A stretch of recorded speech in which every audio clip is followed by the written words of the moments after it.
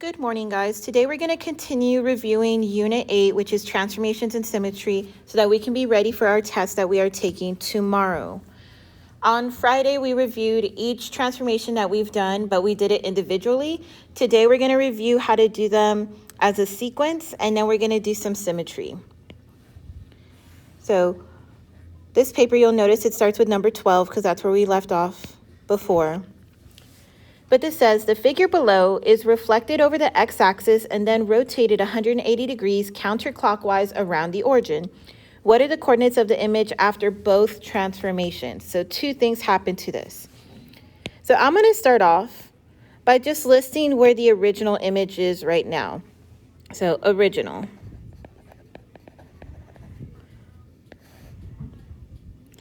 We have D, which if I am counting correctly is at -7, -2.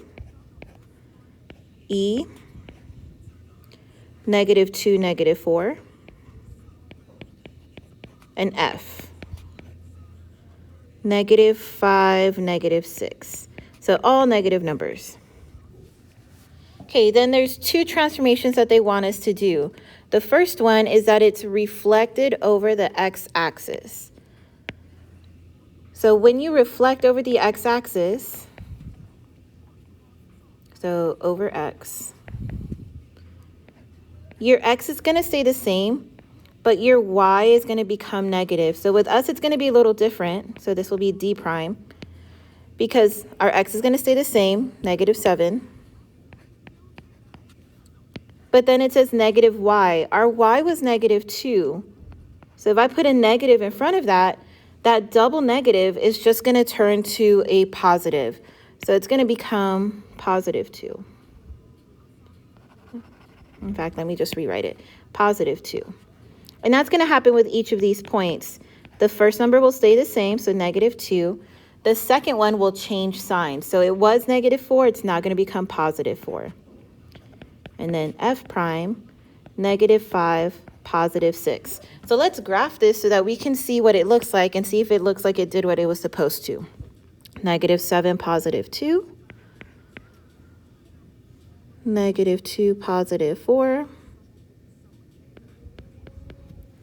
And -5, +6.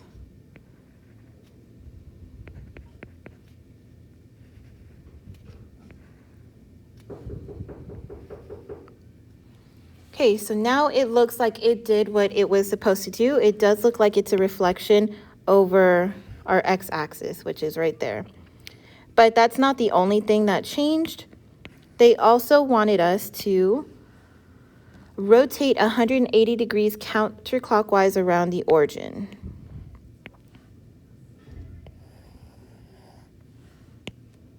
Okay, so that rotation, each rotation has its own rule, but for a 180, this is the easiest out of the three. It's just -x, -y. You don't need to switch the order or anything. All that happens is you change the sign of both coordinates. So what was -7, 2 is going to become +7, -2. +2, -4. +5, -6. So let's graph this and see if it looks like it did what it was supposed to. 7, -2, 2, -4, 5, -6.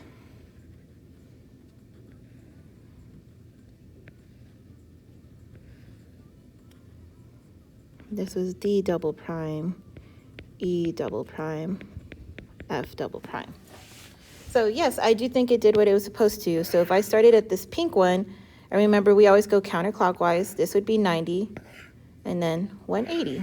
So there's our final image, and these are the coordinates that go with it, those double primes.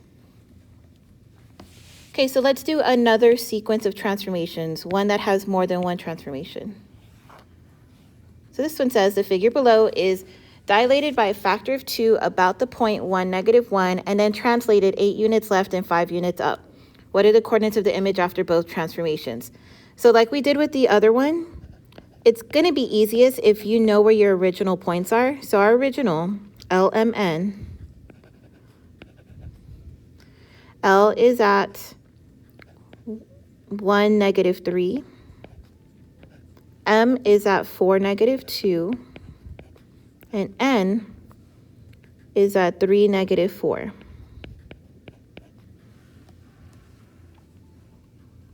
Okay, so the first transformation that they want us to do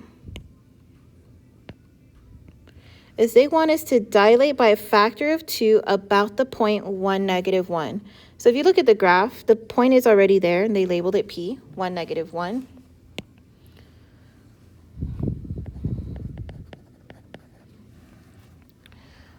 This is a little bit more difficult. If we were dilating from the origin, we would just have to multiply by 2 and we would be done. But since we're dilating from a different point, it's not that simple. Okay, so 4, L prime, M prime, N prime. Okay, so here's what we're going to do. Our point is right here at 1, -1. We're going to count how many away we are from there. So as far as left and right, it's 0, but up and down, L is 2 points or 2 squares down. So if I multiply that by 2, that should be 4 squares. So L should end up right here. I'm just making sure that it's double, 1, 2. So that's L prime. And that ended up being at 1, -5. Okay, same thing for M. M is 1, 2, 3 to the right. So if I double that, it needs to be 6. 1, 2, 3. So right here. But then it's 1 down. If I double that, it should be 2 down. So if I count the way I just did, 6 across and 2 down, that would be right here at 7, -3.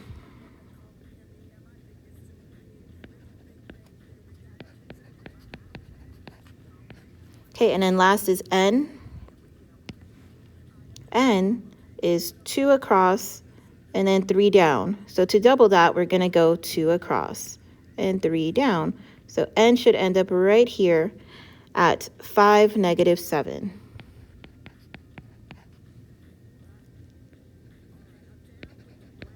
So I'm going to connect my dots so we can see.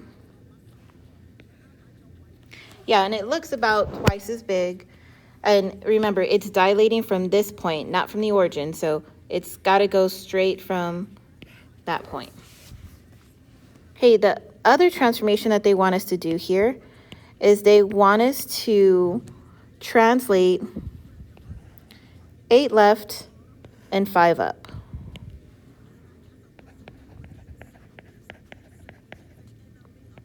Okay, so if we're going left, that's going to be -8. And then for up, it's going to be +5.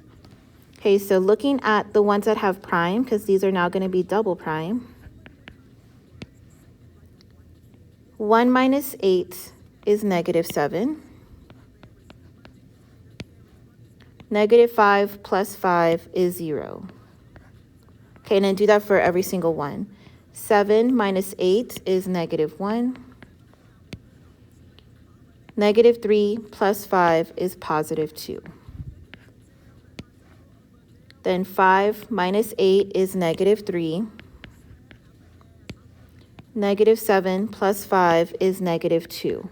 So that should be where our final image lands, but let's graph this so we can double check. So -7, 0 would be right here.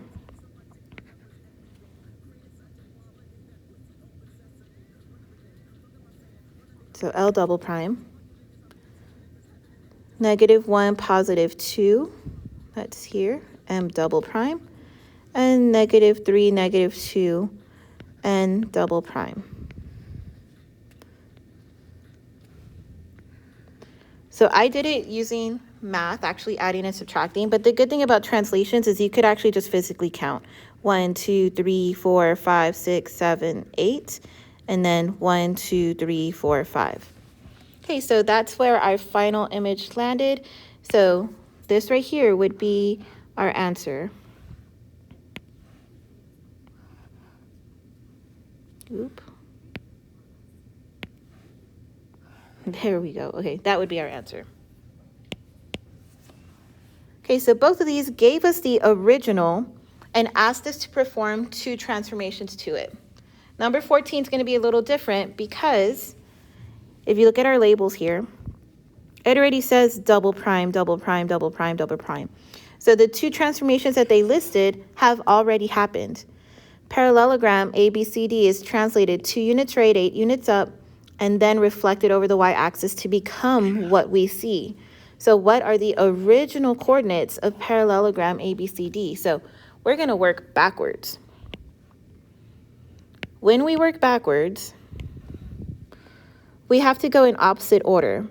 So this was translated 2 units right, 8 units up, and then it was reflected over the y-axis. What we're going to do is we're going to unreflect it and then untranslate it, if that makes sense. So our original, or not original, I should say this is the transformed, because these are all the double primes. That's 3, 2. B's at 4, 6. C's at 6, 5. And D double prime is at 5, 1. So all of these are double prime. So what we're going to do first is we're going to unreflect. The way you unreflect something is to reflect it again. So if I reflect over the y-axis, it's going to be negative x, positive y. So this is no longer going to be double prime. It's only going to be single prime. All of our x's are going to turn negative.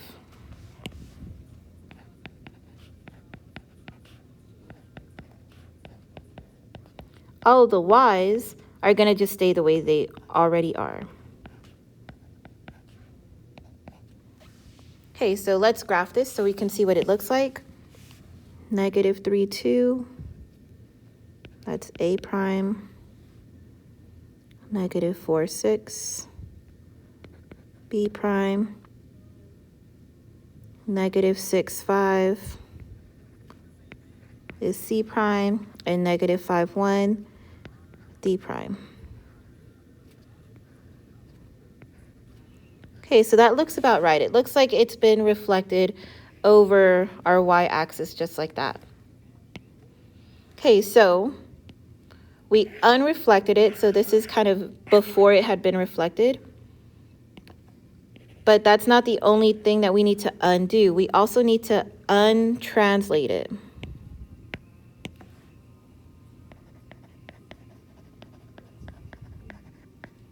Okay, so in this case, we're going to go opposite of what they told us. So since it went 2 to the right, normally we would say x plus 2. But since we're trying to undo that, it's going to be x minus 2.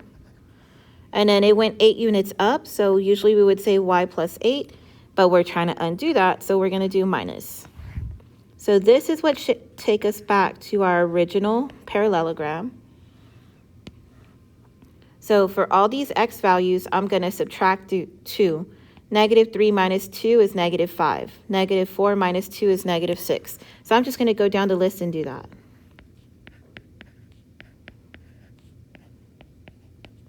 Okay. And then for the y values here, we're going to go through and subtract 8. 2 minus 8 is negative 6. 6 minus 8 is negative 2. 5 minus 8 is negative 3. 1 minus 8 is negative 7. So that should be where our original image was at before, but let's graph it so we can see what we're doing. So negative 5, negative 6.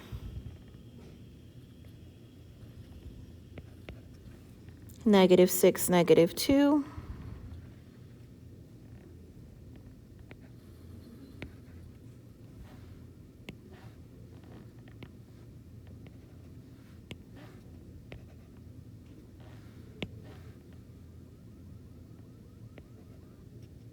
I think I should have labeled these on the other side. Let me fix that. Okay, then -8, -3, and -7, -7.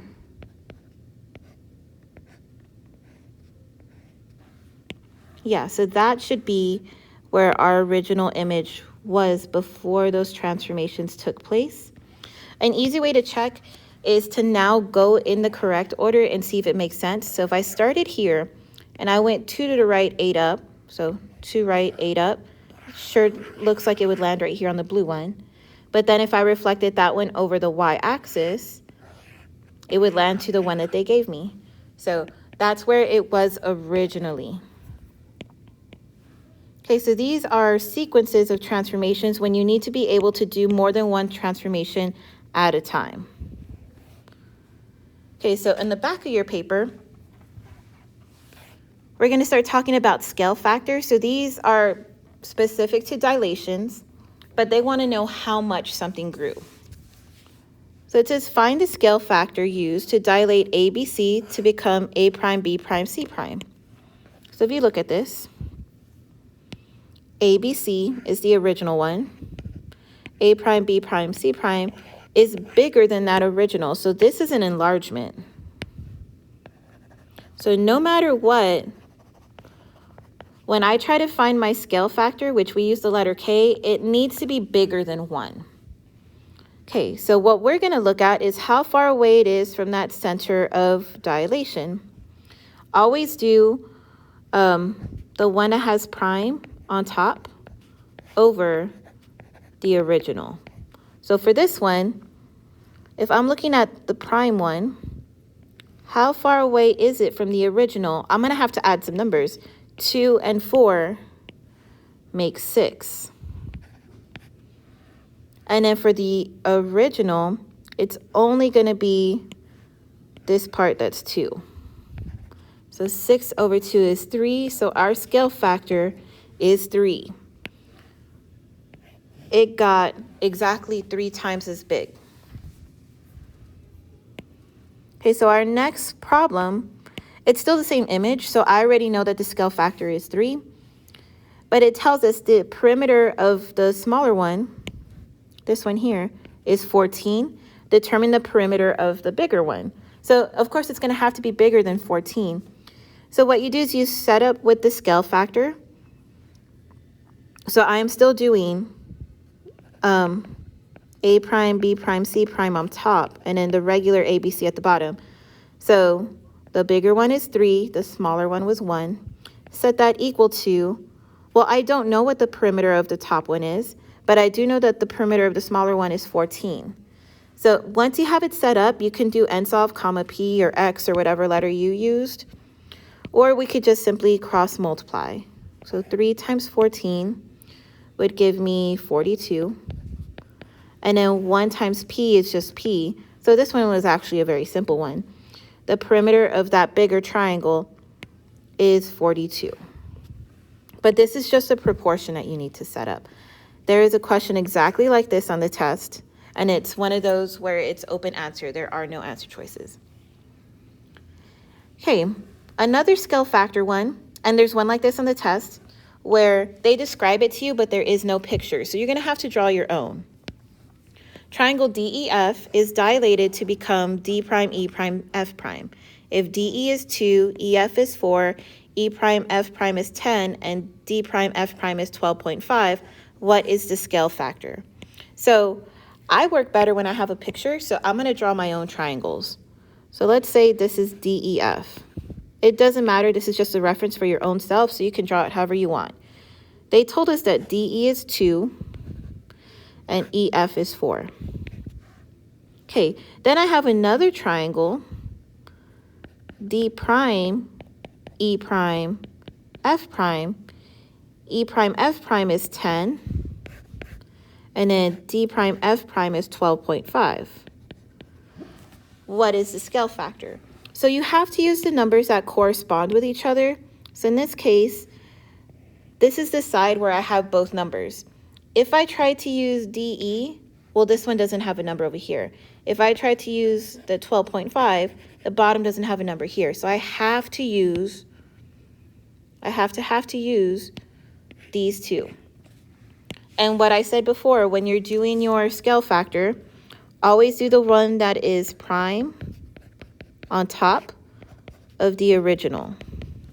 So for us, we would do 10 over 4, which would simplify to 5 over 2. So our scale factor is 5 over 2. Again, it kind of makes sense to look at your numbers. If the original one is 2 and 4, and then the ones that have prime are 10 and 12, it's obviously getting bigger, so make sure that your k is bigger than 1. If it was getting smaller, then you would want it something less than 1. Okay, this one, it says ABC, so A prime, B prime, C prime, is an enlargement of ABC. So you can see that from here. Find the value of x. So I have my x right here. Make sure that you're picking corresponding sides. So if this is A to C, then I need to also go A to C over here. And it's not going to equal 6. They're not equal because obviously AC is smaller. But we're going to set up a proportion, x plus 1 over 6. But what is that going to be equal to? Well, we also need something else that's corresponding. So AB, AB, make sure that they match. So 5 over 3. And then you can cross multiply from here. 6 times 5 is 30. Then if I multiply this way, I need to multiply everything by 3. So it'd be 3x plus 3. Then you can solve. Subtract the 3. That's 27 equals 3x. Divide by 3. So x equals 9. That's the final answer. But I think I mentioned this to you before. The question on the test that's similar to this, it's not even going to ask you for the answer. They just want to know if you can set it up. So if you could have your proportion in the correct order. Okay, and then last thing, the super easy thing, is symmetry. So which of the following has reflectional symmetry? So it's exactly what it sounds like, has to be a reflection. Can you cut it in half? So I'm just going to go through each of these and show you whether or not you can do that. So this one here, this kind of hexagon with a triangle inside it, can you cut it in half and it be the same? I know some people are going to want to do this and be like, no, it doesn't work. But you have to be careful where you cut it. If I cut it diagonally and folded it there, then yes, it does have symmetry. So I'm going to put a big check mark to that one. This one does work. Okay, this one here, this one's a little bit easier. If I just cut down the middle, same on both sides. So big check mark, that one works. This one that looks kind of like a banner or a flag, this one does not work because if I cut it here, it would have had to do the same thing on both sides. So this one is a no. This one is tricky. Some of us are going to want to cut it here, but it's not the same on both sides. I would need it to have an arrow here. So this is another big no. Okay, this star has a bunch of different ways you can fold it. I can fold it through here. I can fold it here, here, but there's a bunch of different ways. So this one is definitely a yes. Okay, and then last is this pentagon that has these kind of little round things on it. So the pentagon itself would be, but because we have these little round things, I need it to be the same on both sides, and it's not. So those are not going to work as reflectional symmetry. So this is also a big no. So in this case, we only had 3 that worked. Okay, but there is another kind of symmetry, one that we didn't really talk about, but I feel like it's easy enough to understand. Rotational symmetry. So if you draw a dot at the center of your image, so these are all the same images, so dot right at the center, could you spin it around and have it look exactly the same? So for this image, we would have to get this point right here and spin it into where it touched this point. And yes, it would look the same. So that one also has rotational symmetry. This one, the center looks like it'd be right here. If I spin it, I would have to do a 360 in order to make it look the same, which means that I pretty much didn't spin it at all. So this one does not work. The banner, so if I put little circle here or little dot, put my finger there and I spin it around, this would work because I would just basically do a 180-degree rotation and it would look the same. So this time, that one's a yes for rotational symmetry. This one I think is obvious, right in the center. If I spin it around, this is also a 180-degree rotation. So get this arrow to line up where this arrow is. If I were to spin it, and this would work. The star is definitely going to work. If I just get it to where this point lands on top of this point, rotate it that way, it would work. Okay, and then my pentagon with those little round things, this is going to work because if I get this point to rotate and land right here, it's going to look the same. So this one had more that were true. I have 1, 2, 3, 4, 5. So all but one had rotational symmetry here. Okay, and then that's it for today's review. Make sure that you have this saved for you and you actually wrote everything down. You will be able to use this for your review, or I'm sorry, your test tomorrow. And let me know if you have any questions.